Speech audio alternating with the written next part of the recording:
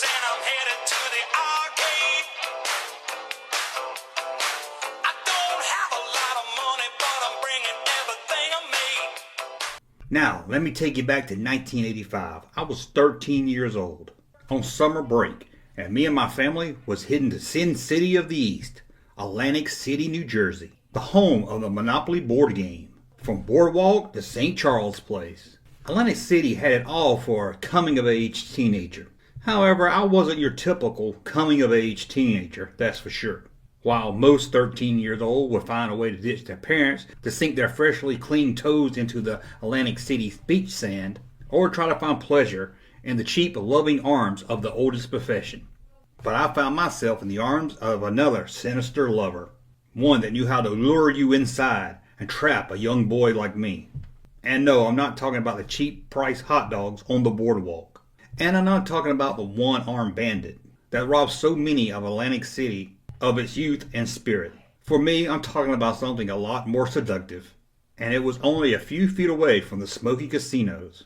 Between those shady hotels was Bill's Arcade and Soda. It looked like a fun, innocent place. But as I soon learned, a storefront can be deceiving. As my parents gambled away my college tuition, I pushed open the dirty, fingerprint-filled glass door and walked into a world that would forever change my life. Don't get me wrong, back home we had arcades, but most of these were filled with local kids.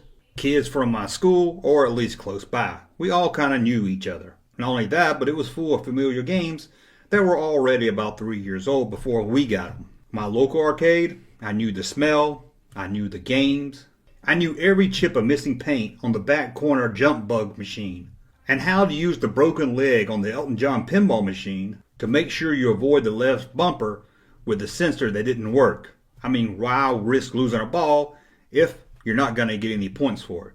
But that was my local arcade. This one was darker, louder, fresher. As I stood on the Welcome Pac-Man Fever decal, I looked deep into the arcade, and I knew right then this wasn't like home. First to hit me was the smell of 3-hour-old nachos and cotton candy coming from the small cafe in the back corner. My local arcade had nothing like that. And second, it was the games. Games a southern boy like me had only read about in the back of my brother's Fangora magazine.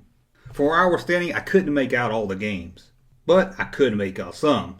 There was Tapper, the famous Dragon Slayer, Mappy, and I'm not 100% sure. I think way back in the corner I could see a working elevator action arcade game. As I stepped deeper into the dark, loud arcade, off in the distance I could hear the sounds of a dying ghost on Junior Pac-Man, a missed jump on Congo Bongo, and the sounds of a splattering pickle on Burger Chef. I could hear the sounds of the tokens crashing into the metal cup on the change machine a few feet away. So I made my way into the arcade, passing rows and rows of pinball machines, and then made my way to the cabinet games, and that's where I saw it. A game I knew very well, Ms Pac-man. Now, not to brag, back home I was kind of known as the local Ms Pac-man champion. Now, of course, when I say local, I don't mean across the whole city or state, just my little area of the world.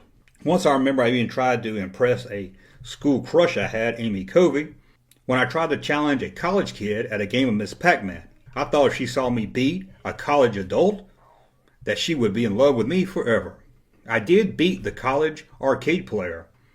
However, Amy Covey missed it all, as she was in awe watching a junior high school football player show off his impressive skills throwing the balls into the mouth of a wooden clown. But here I was, miles away from Amy Covey and miles away from my home arcade. No one here knew me. And best of all, no one here knew each other. All these kids were kids of vacationing parents who was off gambling away their life savings and sending their kids to waste time at the arcade. Even if I was to beat one of these kids at Ms Pac-man, did it really matter? Next week, the arcade will be full of all new kids. Only person at the arcade that could even remember my great Ms Pac-man skills was the employee that seemed very stressed out and way behind schedule and way behind on his promise to fix a machine that just took someone's token. So before playing Ms Pac-man, I had to venture over to the change machine, change my dollar bills into tokens, but then hurried back to Ms Pac-man. I stood in front of it, looking at the greasy joystick, the missing paint on the side from people leaning on it watching others play. My eyes then saw something else, the top score on Ms Pac-man, 105,440. An impressive score for sure, but not something I couldn't beat in my sleep back home. So I reached into the pocket of my regular jeans and pulled out a token. Before dropping the token in, I looked around to see if anyone was watching. Honestly, no one cared that I was playing the game.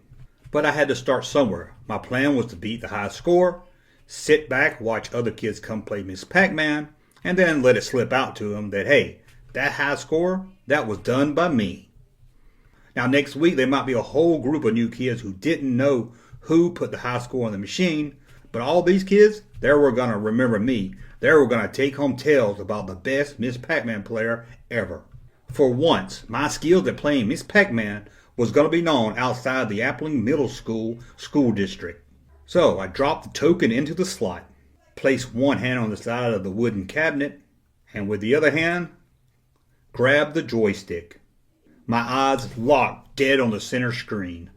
As the game started, I jerked that joystick like I never jerked anything in public before. Left, right, up and down, sliding in exits, sliding out of exits, eating dots, eating ghosts. Whole time glancing up at my score, glancing over to the high score, watching it, planning each move with precise details. I was confident and I was on a roll. As the screen went into its cartoon act break, I used them moments to rest my fingers from the joystick. But doesn't take long, then we're back in action. And as level 3 started, I did something I normally do not do. I went for the dancing orange scrolling across the screen. Now I know the fruit on Ms Pac-man is hardly ever worth the risk of going after, unless maybe it's a fruit that's above the pretzel. But I'm not sure I forgot that rule this time. Maybe it was the smell of a pizza coming out of the oven at the cafe close by, or maybe it was just me taking a risk. Whatever the reason was, I went for it. I knew I could get this orange. I went up to the top corner, through an exit, came out the left side, and right into the waiting arms of Sue the ghost. My first Pac-man was lost. That's when I heard a laugh coming over my left shoulder, and a soft female voice telling me, "You never go after the fruit. It's always a trap."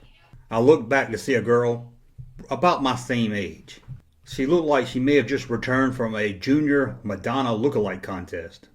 Now I was hardly a big fan of Madonna, but this girl was like anything I've seen in my life.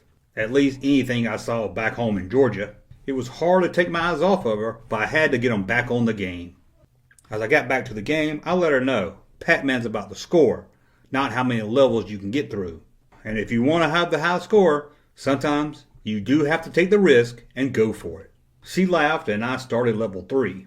That's when she started to brag about how good she was at Ms Pac-man. She told me she made it up to the level where the ghosts don't even change colors.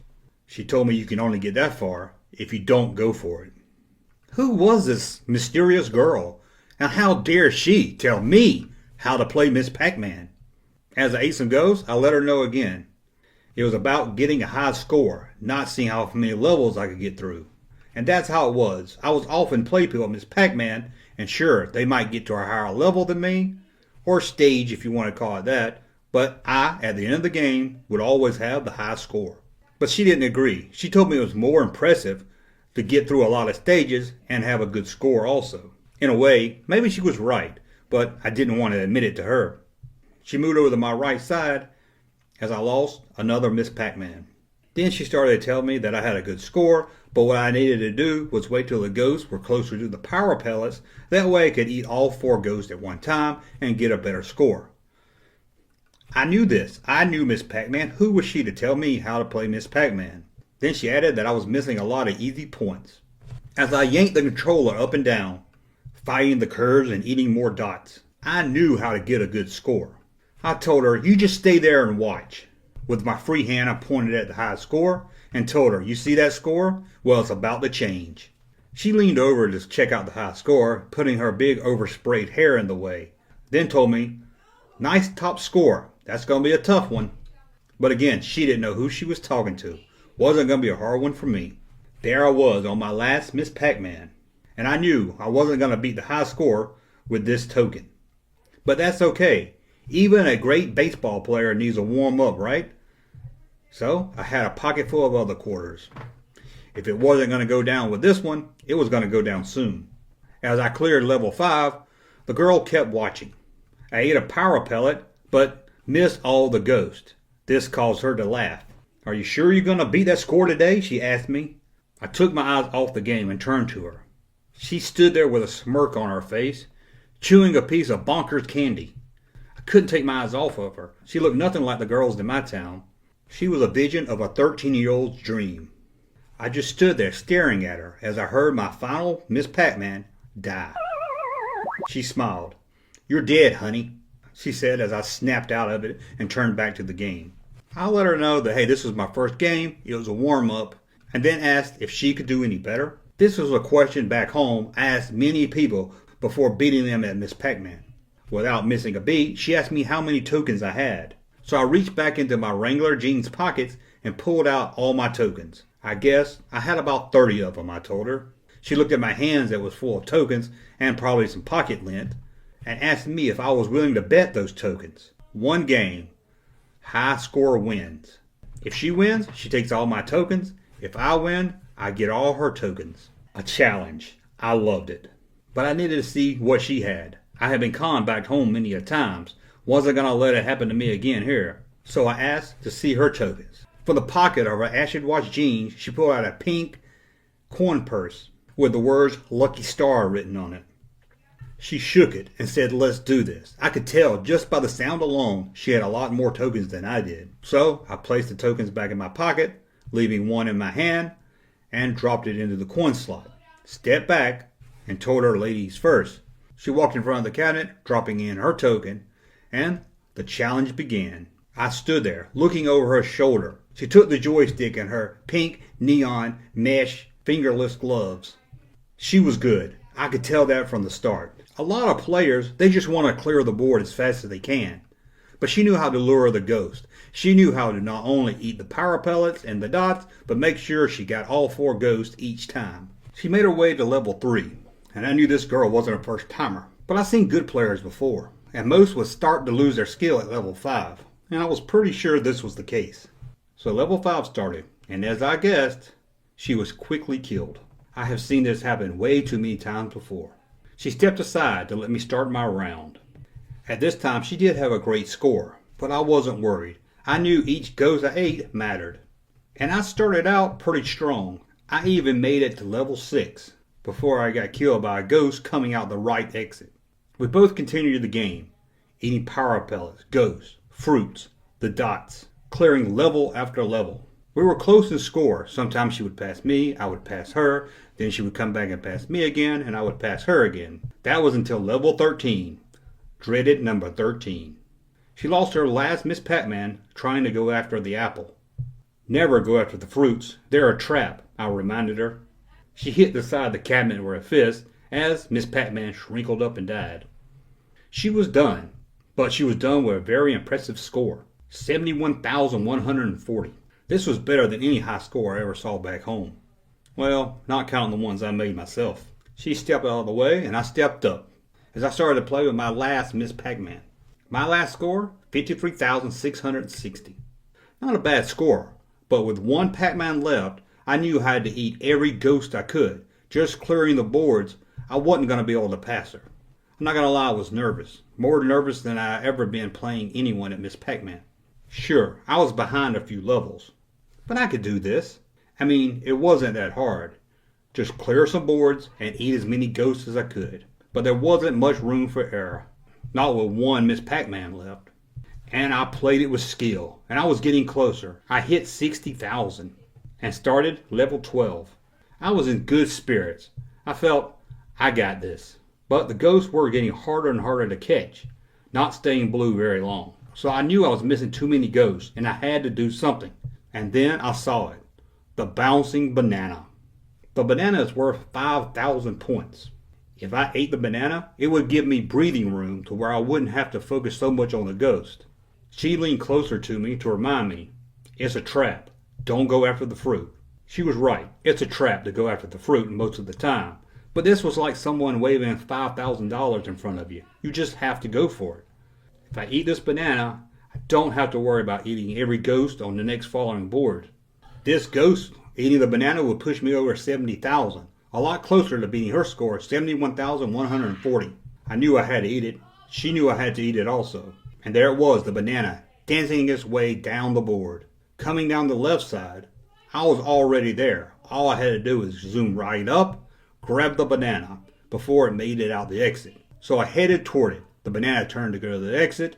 It was a close call. But as soon as the banana was about to disappear off into the exit and off the game board, my Ms Pac-man chomped down and I saw 5,000 appear on the board.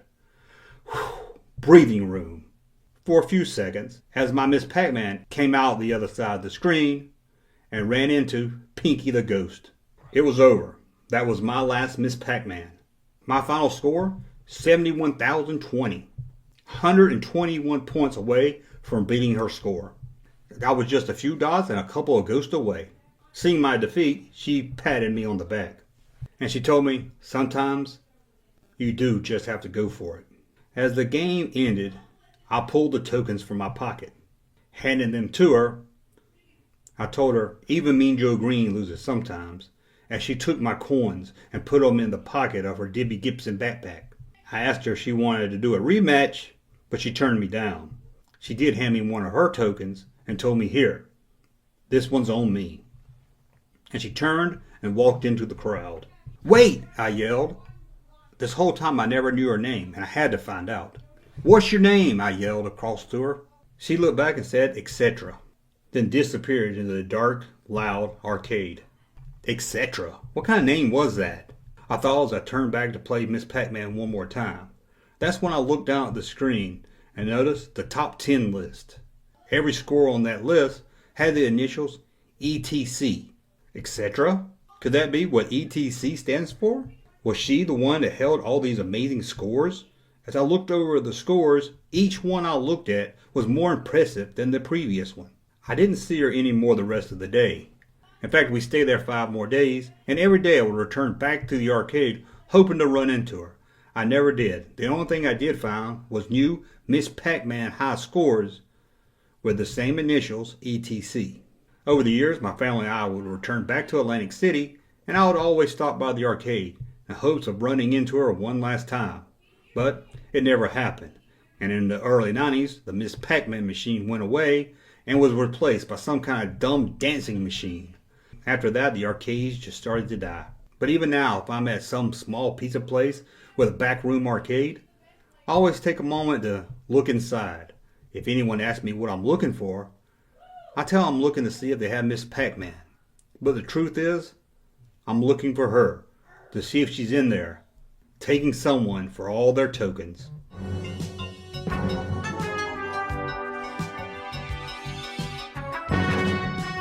Hey, Junkman channel popping though. Thank you, sir, for that unsolicited testimony.